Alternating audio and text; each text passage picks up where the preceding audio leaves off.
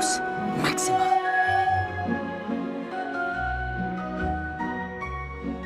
Hey everyone, and welcome back to Chamber of Theories. I'm Nolan, your humble Hufflepuff. And I'm Celia, wise bride of Ravenclaw. Today we are gonna take a deep dive into a really interesting fan theory. Oh, yeah?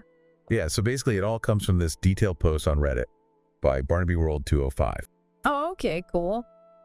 And, well, the theory is all about, what if there was a fifth house at Hogwarts? Fifth house. Yeah. And it gets even crazier. Okay. What if this fifth house was, like, founded by a wizard who was, like, just as powerful as the original four? Wow. I know, right? Like Godric Gryffindor, Rowena Ravenclaw. Helga Hufflepuff, Salazar Slytherin. Exactly. But this guy, his name was Mordain Marethorn, he had completely different ideas about magic. That's so interesting. I mean, we think we know everything about Hogwarts, but... Right, okay. So let me read you what the theory says about this Mordain guy. So it says, the fifth founder was Mordain Marethorn, a wizard who never quite fit in with the others. He was the dark horse of the group, brilliant, enigmatic, and obsessed with the unseen forces of magic. Ooh, that sounds kind of ominous. I know, right? Already he sounds super mysterious. And, like, powerful. Yeah. And it doesn't say if he's, like, good or evil or anything. He's like, morally ambiguous, kind of. Exactly. Just, like, really interested in magic, that might be a little bit dangerous. Interesting. Okay, so then it gets into, like, his family history. Okay. It says, Mordain came from a bloodline known for their connection to ancient, untamed magic, the kind that predated wands and formal spellwork. It said his family could command magic in its rawest form through sheer willpower, and Mordain wanted to bring that knowledge into Hogwarts. Whoa. So he comes from, like, a long line of powerful magic users. Yeah, and, like, they didn't even use wands. Can you imagine? I mean, that's, like, some serious old school magic. Yeah, so it says, but while the other founders believed in nurturing young witches and wizards within safe boundaries, Mordain believed that only by pushing past those limits could magic be fully understood. He wasn't evil, but he believed that fear held wizards back, and that Hogwarts should be a place to confront and master all magic, no matter how dangerous. Yeah, that would definitely cause some friction. Totally. So then he goes on to found his own house, get this, House Marethorn. Oh, wow. Another house. Yeah, so it says, Mordain founded House Marethorn, a house dedicated to secrets, intuition, independence, and the mastery of hidden magic. If Gryffindors were brave and Ravenclaws were intellectual, Marethorns were seekers, students who looked beyond surface knowledge to uncover magic others feared to touch. That's fascinating. Like a house for the truly curious. Yeah, and the ones who aren't afraid of, like, the dark stuff. Right. Where would those students have fit in before? That's a really good point. So then the theory goes on to describe, like, the house crest and colors and stuff. It says, the house crest was a black mare rearing up, thorns twisting around its hooves, symbolizing power that refuses to be controlled. The house colors were midnight black and silver gray, reflecting the shadowy and mysterious nature of their pursuits. I love that imagery. It's like powerful, but also kind of dangerous. Exactly. Okay, and get this, their common room. Oh, yeah. It says, unlike the other houses with static common rooms, the Marethorn common room was never in the same place twice. It shifted throughout the castle, revealing itself only to those who knew how to find it. Whoa, that's awesome. Like a secret shifting common room. Right. And then the theory goes on to describe, like, the values of the house. Okay, yeah, what were those? So it says, intuition, trusting your instincts when knowledge falls short.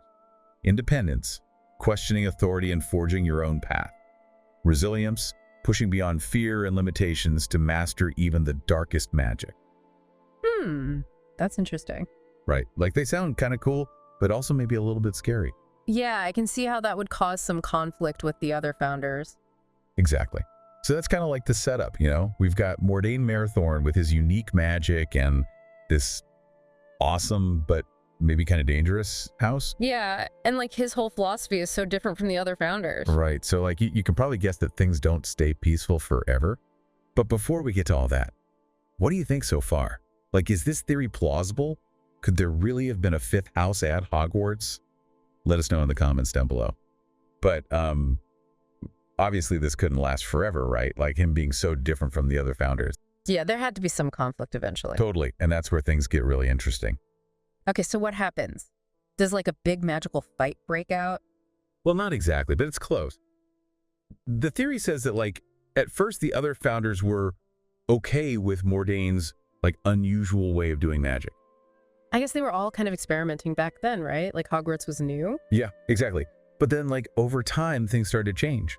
The theory says, at first, the other founders accepted Mordain's unconventional methods. After all, Hogwarts itself was an experiment in magical education. But over time, the cracks in their partnership grew wider. Makes sense. I mean, his whole thing was like pushing the limits of magic, and the other founders were more about like control and responsibility. Right, like imagine trying to teach a kid a spell, and Mordain's over there like, yeah, but what if you do it this way? It might be dangerous, but think of the power. Yeah, that would probably freak out some of the other teachers. For sure. So like each of the founders starts having problems with Mordain. Okay, like who was first? Okay, so Godric Gryffindor, he was all about courage, right? But even he had his limits. Yeah, courage without like thinking things through can be dangerous. Exactly. The theory says Godric Gryffindor was wary of Mordain's methods. He believed in courage, but Mordain's willingness to explore magic without moral boundaries struck him as reckless. Oh, wow. So he was worried that Mordain would just like do whatever it took to get more magical power. Yeah. Even if it meant hurting people or breaking the rules. That makes sense. I mean, Godric always seemed like he wanted to use his power for good. Right. And then Helga Hufflepuff, she was all about kindness and community. Yeah, she definitely wouldn't be cool with like selfish magic use. Exactly. It says, Helga Hufflepuff was the first to turn against him. She believed magic should serve the community, but Mordain's teachings encouraged secrecy and self-interest. So like their values were completely opposite. Yeah, totally. And then Rowena Ravenclaw, she was the smart one, right? Yeah, like super into knowledge and learning. Right, so it's interesting because the theory says she was actually close friends with Mordain. Oh, wow, really? So like even though they were friends, they still disagreed about his magic. Yeah, it was complicated. It says Rowena Ravenclaw respected his intelligence. Some even whispered that they were close friends. But she feared his obsession with powers no wizard had controlled before. There's a theory that Mordain was the only person who knew the truth about her lost diadem. Whoa, so he knew about the diadem. That's a pretty big deal. Right, like what happened there? Did he betray her trust or something? Who knows? It's like a whole mystery within a mystery. Totally. Okay, and then there's Salazar Slytherin. Yeah, he's like the wild card, right? Always pushing boundaries. Yeah, but even he had his limits. Like he believed in blood purity, but he wasn't cool with just like messing with magic that no one understood. That's interesting. So like even Slytherin had a line he wouldn't cross. Exactly. Right. The theory says Salazar Slytherin was the last to turn on him. For a while, Mordain's belief in magical superiority aligned with Salazar's own ambitions. But even Slytherin had limits. He believed in blood purity, not tampering with magic beyond comprehension. So they were kind of on the same page for a while, but then Mordain took things too far. Yeah, exactly. And then, well, Mordain just disappears. Oh, wow. So like we don't know what happened to him. Right. The theory says, according to legend, Mordain Marethorn vanished without a trace. Some say he was exiled after a fierce duel beneath the castle. Others believe he sealed himself away, locking the secrets of his house deep within Hogwarts foundations. Whoa, so he either got kicked out or went into hiding. Yeah. And like all records of House Marethorn are just gone, wiped from history.